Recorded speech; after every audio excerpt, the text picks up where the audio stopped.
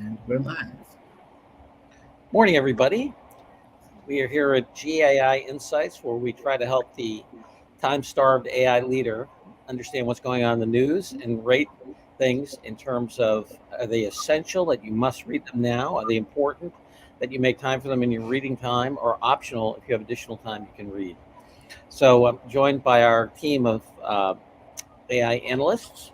And today we're going to cover a number of different things, everything from how consultants in M&A are using generative AI through startups that are aimed at legacy technology problems, as well as drug discovery and some reporting issues around new AI things. So with that, and this is sponsored by GAI Insights. With that, I turn it over to David, who's going to moderate this morning. All right.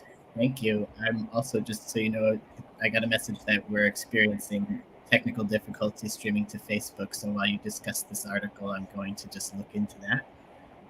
But our first article is from our friends at Bain. It's discussing the use of generative AI for M&A thus far. And John, I'd love to hear what you have to say about that. Sure. Yes. I mean, I think this is an optional article.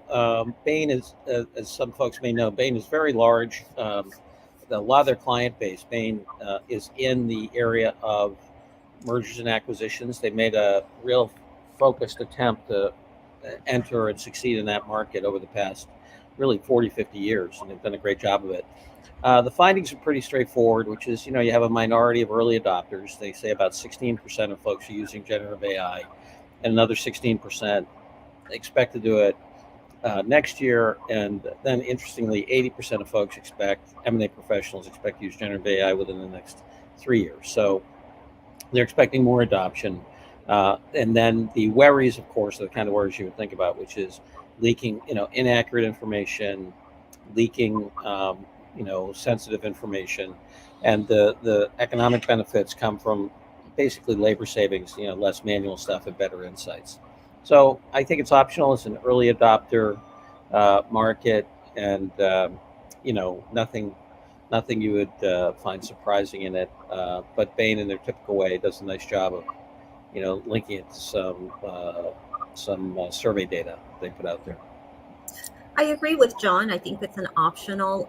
There's nothing, earth-shattering in the article. But the one thing that I like that they pointed out is taking care of your data strategy today will help you in the future when AI really takes off, right? So to have a good data management process in place. If you're not classifying your data today, start looking into that. If you don't have a retention policy, those are just basic things that we've known for years, but it's going to become more and more important as we start leveraging our internal data with these models. And so I just like, there was a couple of sentences there of like, pay attention to your data now and start taking care of that.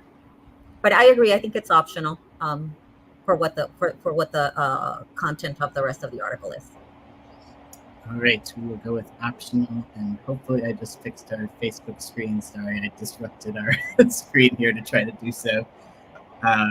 We will move on to the next article, and this one is announcing some funding for a company called curate, who has received funding for building chatbots, obviously for customer service and such.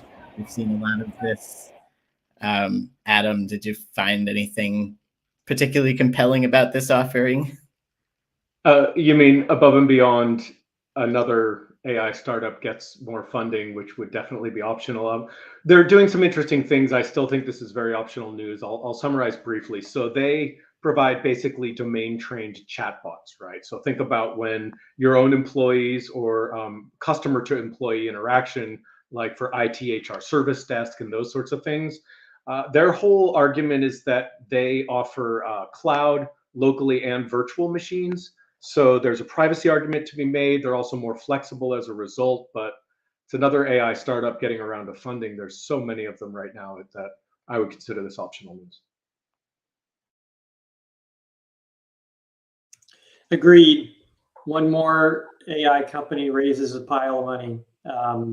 They're focused, as they say, so maybe they'll make more progress, but nothing earth-shattering here. All right. We will move on then. I think we got another optional for today. So our next article from the Wall Street Journal is discussing, this is again about kind of using generative AI for coding. In this case, they're speaking a lot about using it to translate older versions of code into newer versions, when we've been talking a lot about creating entirely new code. So this is slightly different from what we've been discussing so far. And for this one, we'll go to Luda first for her thoughts.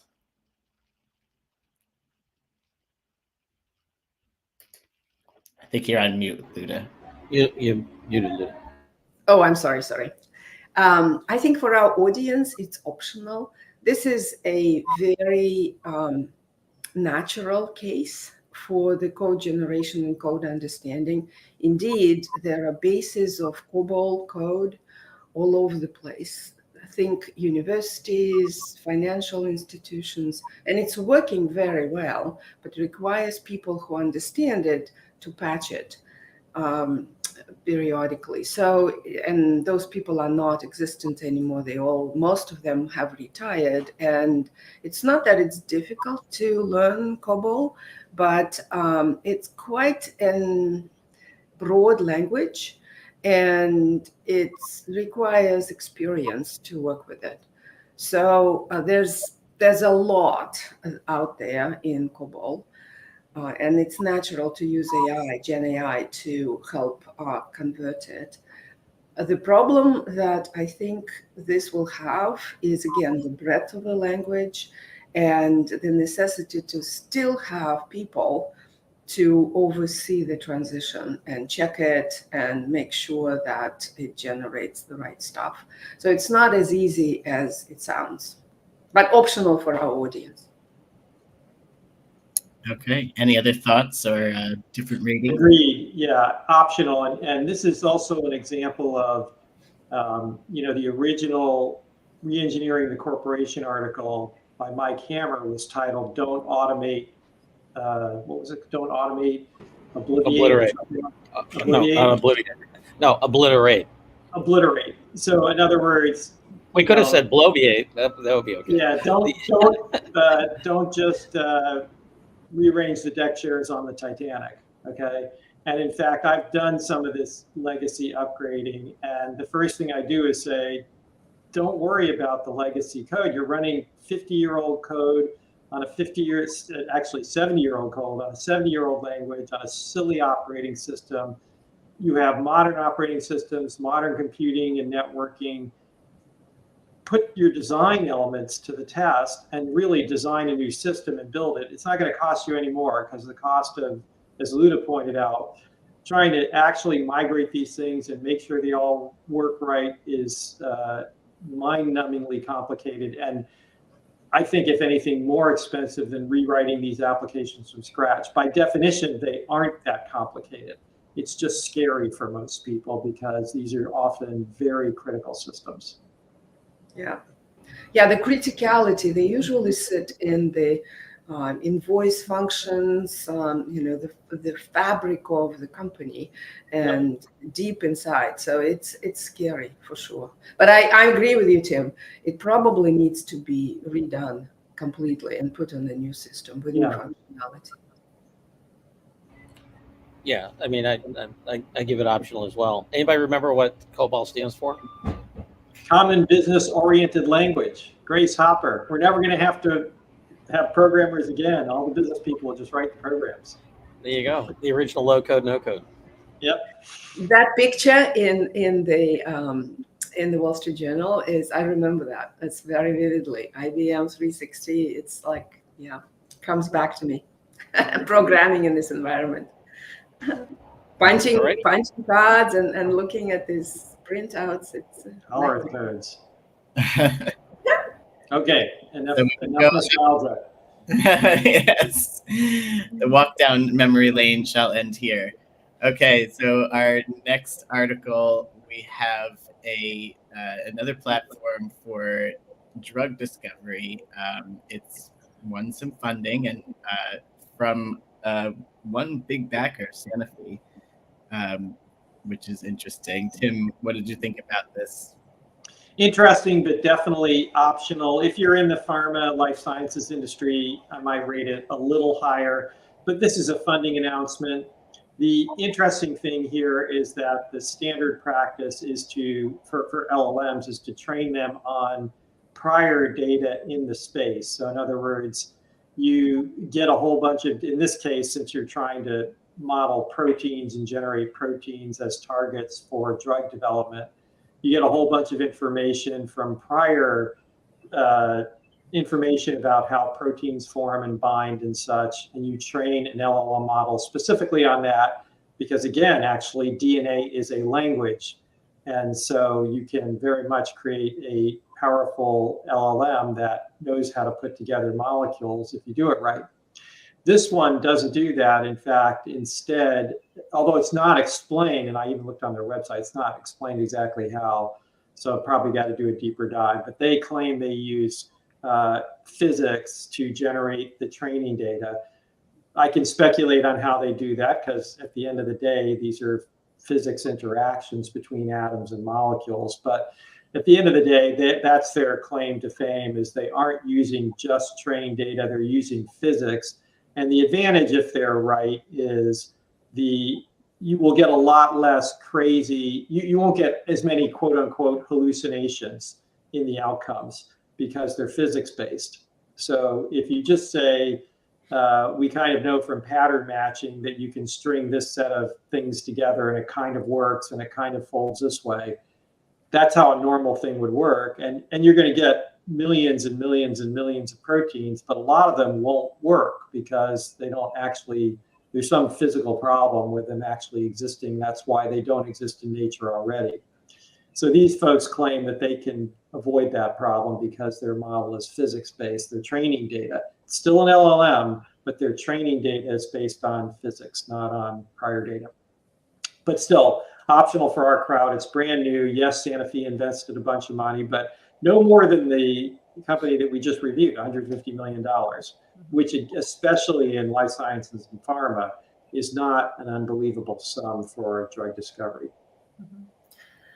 What I would add too, I think from a business perspective, the pharma business, right? They're rushing to build these partnerships with startups and AI, and while I understand the reason why, right, it can help them in so many areas, I also wonder the risk from a brand perspective, right? Especially with the following article where we're talking about, hey, more people are asking, how are you training the model? How are you? And if something, happens that could damage the reputation of the startup and therefore then trickle to the pharma. Do you know what I mean? So it's interesting to see pharmas jumping into building these strategic partnerships because they have to show that they're staying up with the cutting edge, that they're going to be more productive. They don't want to be left behind. At the same time, I think there's a risk associated with that. But from an article perspective, I agree. I mean, it's optional. We've had other announcements very similar to this in our prior week reviews, daily reviews. All right, we will go optional on this one. Sorry, I'm a little distracted. I'm getting all these messages from the Facebook page that we stream to that are popping up because it's having a problem. So, well, thanks, Dave. I know it's it's a challenge to run a meeting and David, running technical. David, I'll jump in for just a second to what you're saying there, Tim. I did look a little deeper, and it's interesting because at first I hear quantum thrown around all the time in terms of quantum computing, right? And I'm like, what are they really doing with quantum here? Right? And no, I don't think they're doing quantum computing. They're exactly, and that's just what I wanted to clarify. It's that they're using algorithms from quantum mechanics principles and looking at how they can apply those to drug discovery. So this isn't a quantum computing thing. It's very much in the physics-based principles of quantum mechanics. Right, and people do this all the time because you can without getting too mathy, there are isomorphisms, or what they call equivalences, between various types of math. And it turns out that quantum math and LLM math have a lot of those equivalences. So you can often substitute one for the other. So again, super cool and optional. Okay.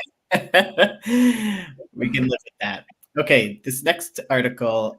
So as we know, the AI executive order was issued last year.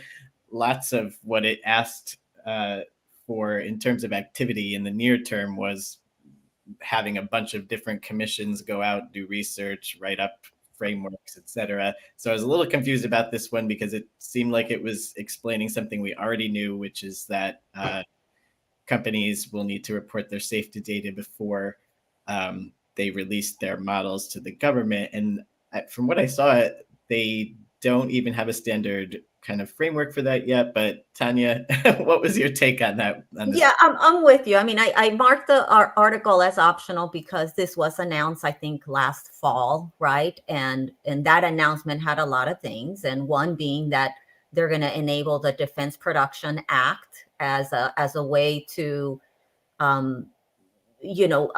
enforce or ask, the manufacturers, in this case, the AI developers, to follow these, to find a way to follow safety test regulations, right? Test results regulation.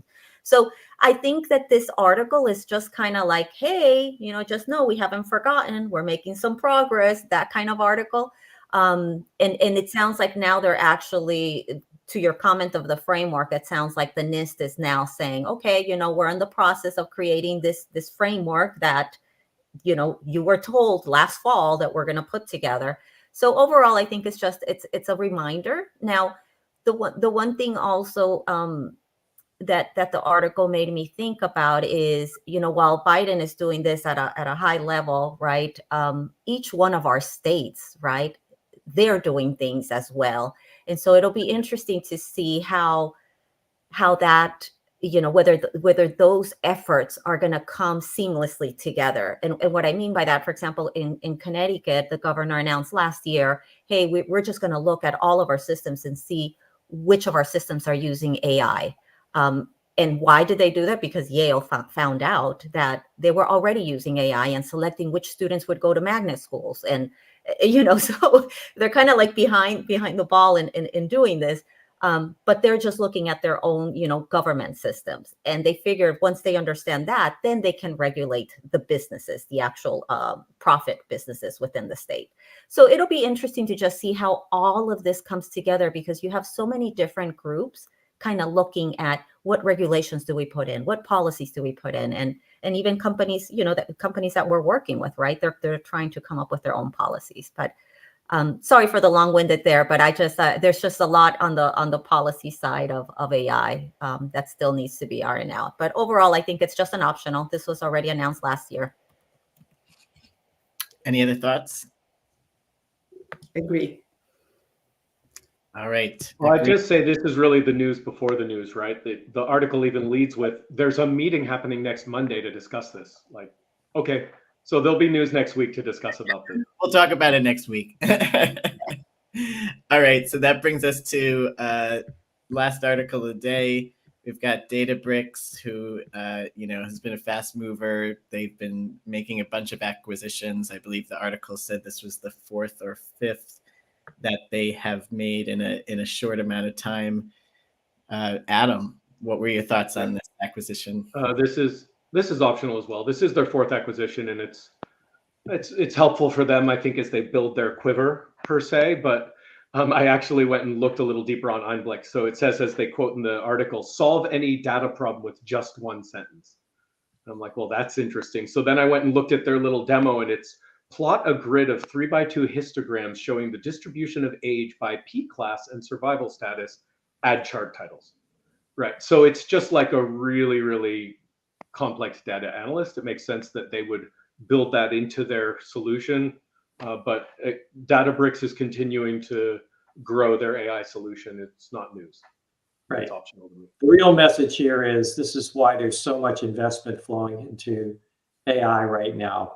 And the question is whether it is the greater fool theory, that is, you get in low and sell later, and eventually the whole thing blows up, or there really is a sustainable outcome here, which we don't know yet. But I think we believe it'll be sustainable. But this, this is reminiscent of Instagram being bought for over $1 billion by Facebook way back when, which turned out to be cheap for Facebook, but at the time was unbelievable.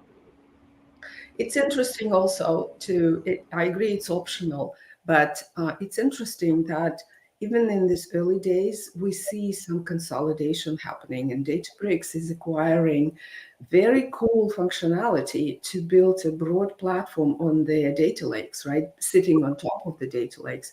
I didn't know about this company, but I struggle with those complex data charts, right? You have to put a lot of parameters and have the data quite well represented in an Excel or whatever. So this is cool functionality, and it's from a natural language prompt that you can have it. So I think this is starting to be a good consolidation happening as well underneath. So I think it's very positive. All right, I think that's our last one today. So we had a lot of nothing, but good discussion. Hey. All optional articles. So I'll have to send out the newsletter today. And in the first line, I'll just say, you don't really have to look at this newsletter today. So take the day off and go have breakfast with your kids. I was trying to look up the announcement for our webinar today. I know we have a webinar, and I have no idea what time it is. John, do you have the details? 12 o'clock, LinkedIn Live. LinkedIn Live, 12 Eastern, yeah. All right, LinkedIn Live, 12 Case Eastern. study of MIT using custom GPT. And it has about 500 registrations, so it will be well attended. Yes. So if you want to Yeah, it's an interesting case. This is not a fly-by-night organization. We're talking about MIT here. Yeah. Good. That's great. All right. So folks, join us there today. And if not, we will see you again tomorrow morning.